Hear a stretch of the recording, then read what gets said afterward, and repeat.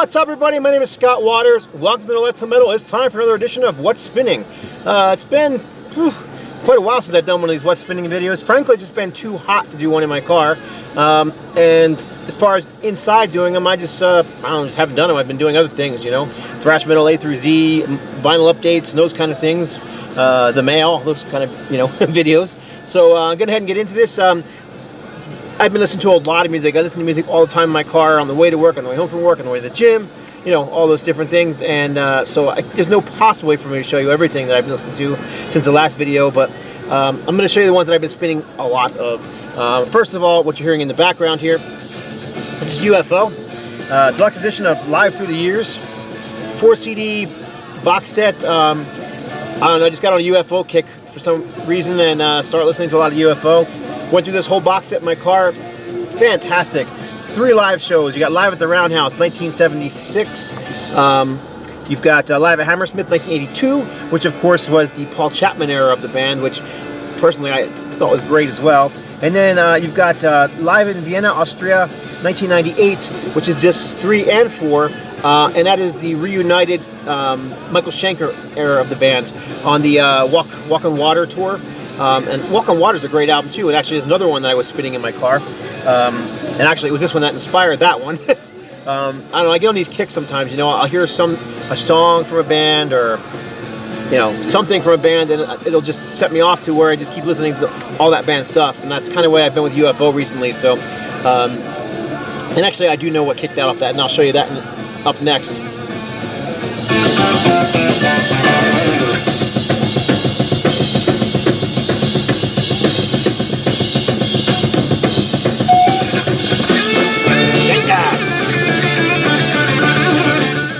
Okay, anyhow, like I said, it's a box set, 4 CDs.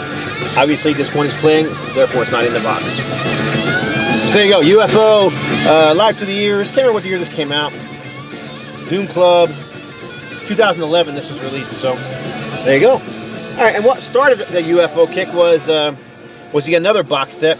This is the Mad Axeman Live Michael Schenker Group, and this features again 4 CDs, 3 shows. So you've got Erie, Pennsylvania, 1980. You've got the Country Club in LA from 1980, and then it finishes off with Japan, Sapporo, Japan, the first of let's see, January 18th, 1984. And all these have, so you got Doctor, Lights Out, Rock Bottom, and just hearing those handful of songs from Schenker got me on a UFO kick, and that's what had me going. But let me show you this box set. Very cool collection of live songs. Each one comes in its own little, you know, Fox CD record cover with a nice classic photo of the band from that era. Very cool box set, and that was actually a gift given to me by Blackmore Rules.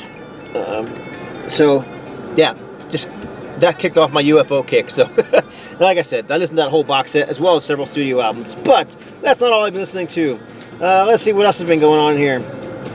Another live album, Testament, Summer, must be just live stuff.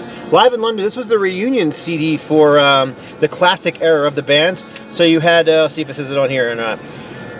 Classic lineup, Chuck Billy, Eric Peterson, Alex Skolnick, Greg Christian, and Louis Clemente, as well as John Tempesta also played on this album. So there you go, Testament live in London. Features all classic era material from Testament. The Preacher, The New Order, The Haunting, Electric Crown, Sins of Omission, which is probably one of my favorite Testament songs. Yeah, we're gonna play that song real quick. Let's see, where we at? Sins of Omission, Souls of Black, Into the Pit, Trial by Fire, Practice What You Preach, Let Go of My World, The Legacy, Over the Wall, Raging Waters, and Disciples of the Watch. So let's go to...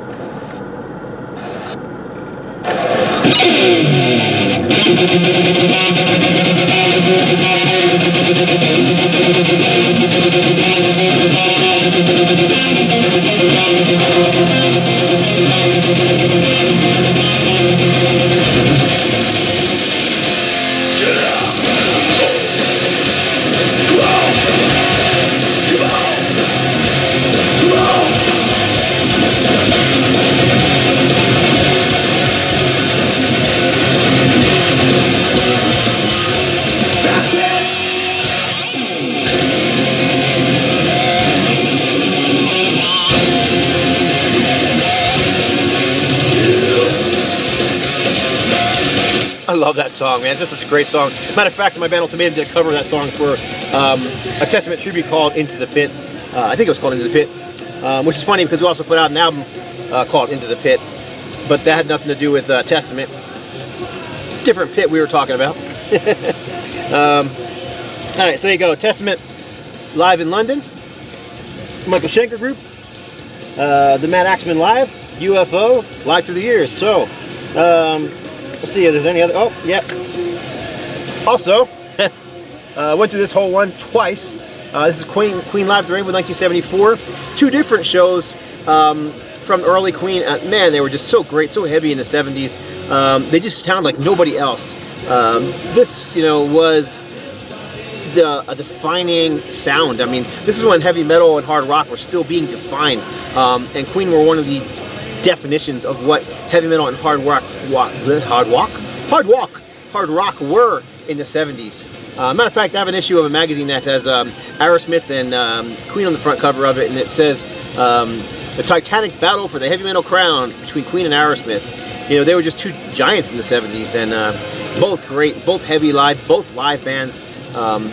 Yeah, can't complain about this one. You got a lot of stuff that, you know, dropped off of their catalog after a while, off their live shows. Father to Son, Ogre Battle, Son and Daughter, Great King Rat.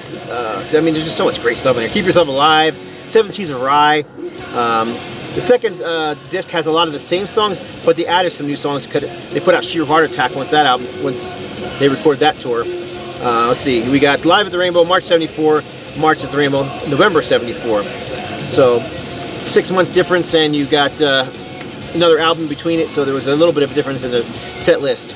We got Now I'm Here. What else is on here? Stone Cold Crazy, Lap of the Gods, Liar, classic Queen record. This is one that I would love to have on vinyl. Unfortunately, I don't. But regardless, this is a really, really good live album.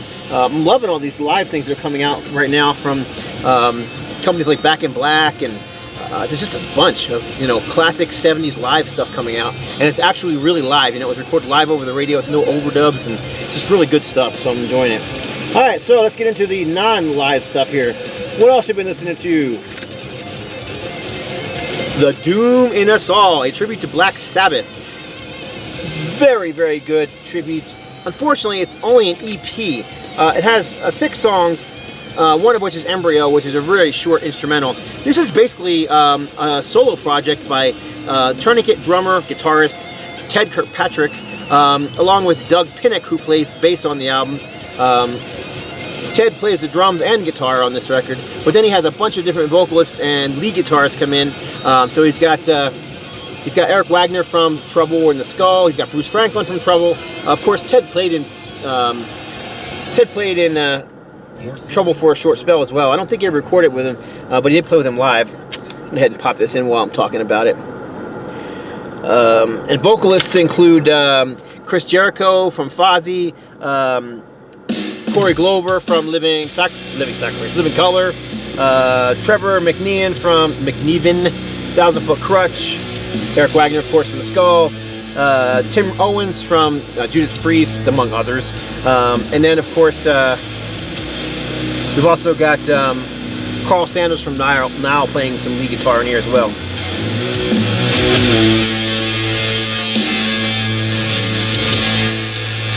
Kind of curious if this one's going to get me a copyright tag for Black Sabbath. So heavy, man. It's got that, you know, if Ted didn't record this using an SG guitar and orange amps, I'd be shocked, because that's kind of what has that sound, that thick, heavy wall of sound. Just very good tribute CD.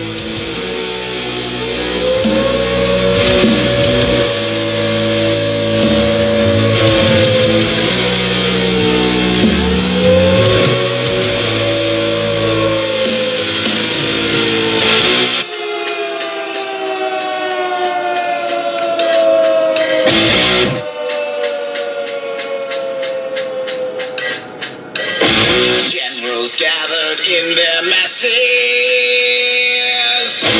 just like witches at black masses. Evil minds that plot destruction. Yeah. Anyhow, Black Sabbath, the doom in us all. A tribute to Black Sabbath.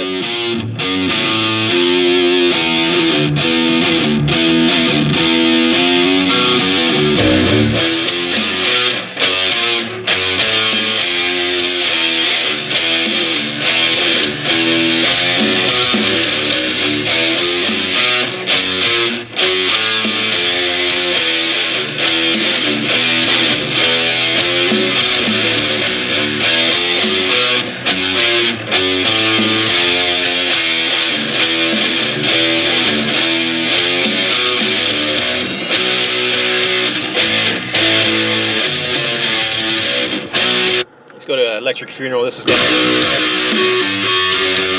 Eric Wagner from Trouble on the vocals. I love his vocals. Anyhow, this came out in 2016, Pathogenic Records, which is Ted Kirkpatrick's own label. So it's a self-released EP, highly worth picking up if you like Sabbath or Tourniquet.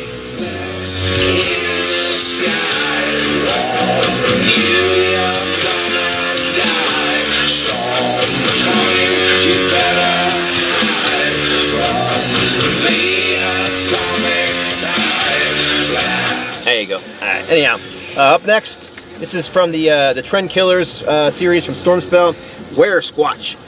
This is a gift from my brother Artie. You might have seen this on a recent. Oh, check this out. I don't know if you'll be able to see this or not.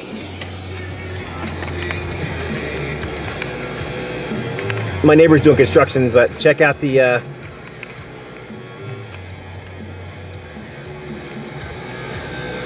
See if I can find him here in the camera. There he is. That New Mexico Roadrunner. They don't usually come around the houses very much, so it's kind of unusual to see him up there on the fence.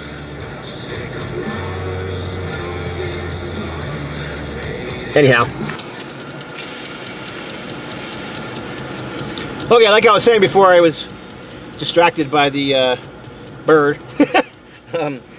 Where Squatch. Stormspell came out a few years ago. I can't remember, 2012 or something like that, I think. Anyhow, I don't see the date on this one. Old school thrash metal, just very good stuff. Very raw, guttural kind of vocals. Not death metal, but you know, like gargled with razor blade style of vocals. That's what you get with Where Squatch. Cool cover, unusual band name. Very good band, worth checking out if you're into thrash metal. Where Squatch on Stormspell Records.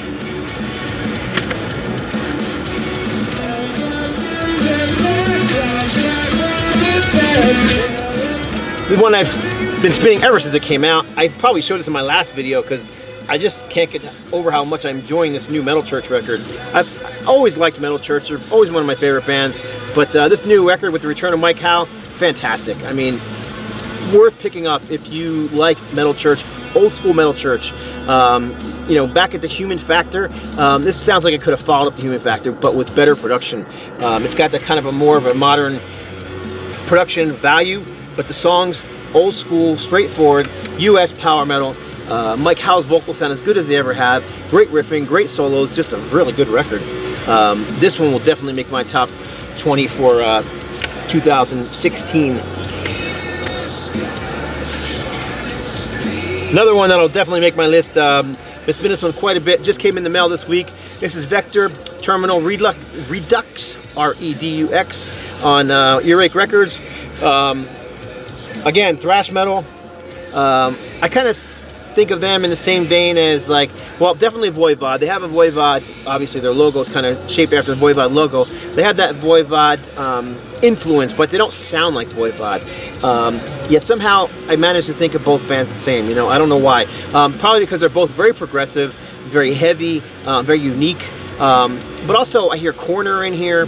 And then, of course, the vocalist to me sounds like a demented troll, which is not putting him down. It sounds fantastic. I love it. I like that sound, that kind of screechy high vocals. Even myself in Ultimatum was called a troll at times with my vocal sound. It's just a very unique vocal style, almost black metal-ish. But that's just, I don't know. I almost regret saying that it's black metal because it's going to turn some people away. You need to check them out for yourself. Music is just fantastic, very progressive, complex music, great riffing. Excellent band, originally from Arizona, Phoenix, Arizona area. Not sure where they're at now, but this is their third full-length album. Then they also had a demo CD that came out before that. VEKTOR. Here's the short instrumental embryo.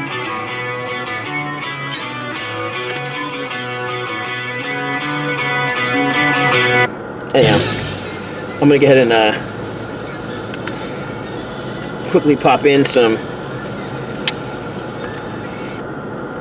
VEKTOR.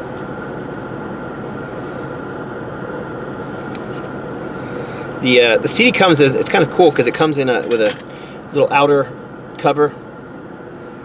You have to excuse the air. I'm blowing. I got the air blowing because it's definitely hot out today. And then it's got this kind of fold-out poster, space-age cover. This is one I definitely want on vinyl. Just didn't have the money to pre-order on vinyl, so I ended up ordering the CD alone.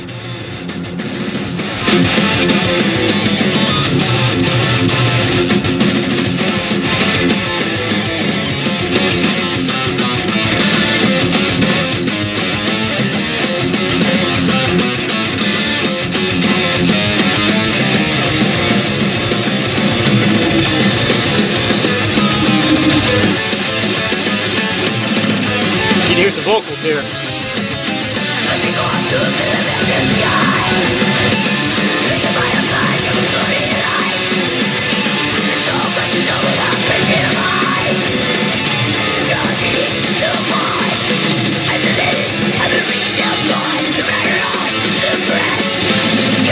There you go. Like I said, complex, heavy, thrash metal, troll-ish vocals. VEKTOR, what can I say? Check them out. Great bands. This one here I may have shown in past videos too.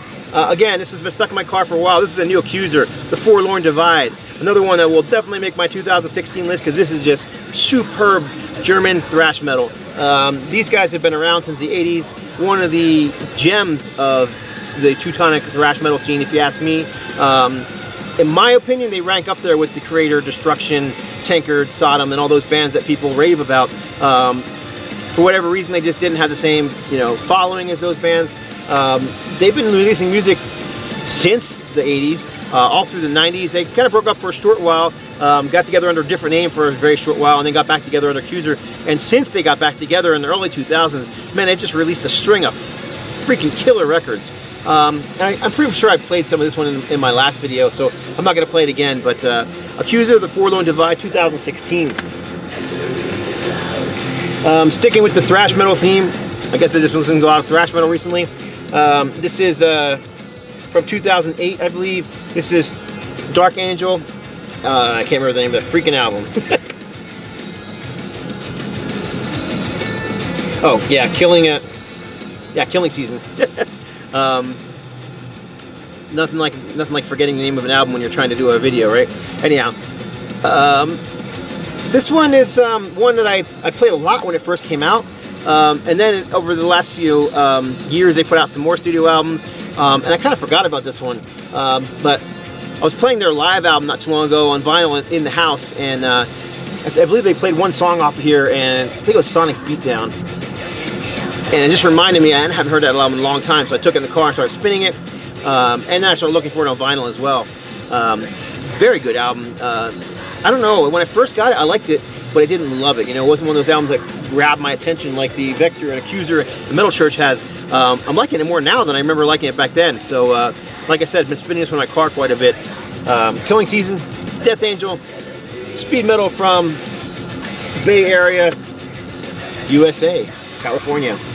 This is going to be the last one for this edition. This is a band from Japan, and I recently acquired almost their entire catalog on CD. So I thought I'd start with the earliest one that I have. You'll have to excuse the cover art, it's a little bold. This is called Vanishing Vision by X, or most known as X Japan. This is a Japanese pressing, obviously, with the Obi strip. These guys look, I mean, their look is just over the top. They're like Nitro, only more extreme. Musically, however, they're nothing like Nitro or those kind of glam metal bands. They're more straight up heavy metal, Judas Priest inspired. At times almost speed metal-ish. Very good band. This very first album that they released, production is pretty lacking though. The guitars aren't kind of as beefy and as meaty as you'd like to hear it from them. It's kind of like, as I'm spinning it, as I'm driving down the road, I was playing it on the way to work the other day, and I kept wanting to turn it up and turn it up. I just wanted to hear more of those guitars. I wanted to hear more of that crunch. And this particular album, it's not there. It doesn't mean it's a bad album. It's just, you know, it's a production issue. This was released in, I think, like 89, 90. See if there's a year on here somewhere. I'm sure I'm probably right. It's around the 89, 90 area. And it sounds, even then, it was kind of, it's probably not very good even for then. You know, in the 80s, some of the independent bands had some pretty rough production because you know, you had to go to a studio, you had to find someone who knew what they're doing, and it wasn't like today where you can record on, you know, your home computer. And that's kind of what you get with this. It's not terrible. Matter of fact, I'm gonna go ahead and kick a little bit of this in here too, because I don't know how else to explain myself other than just play some of it. Cool vocalist, definitely has that Japanese kind of sound to his voice.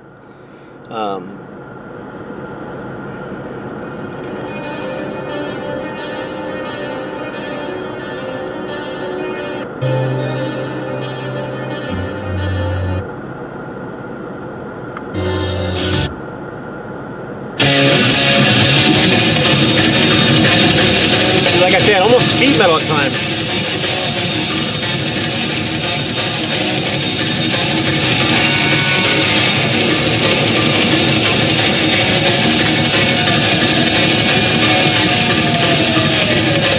Not sure how well it's coming through the camera, but I mean, you can hear all that drumming, you can hear the bass, but where are the guitars?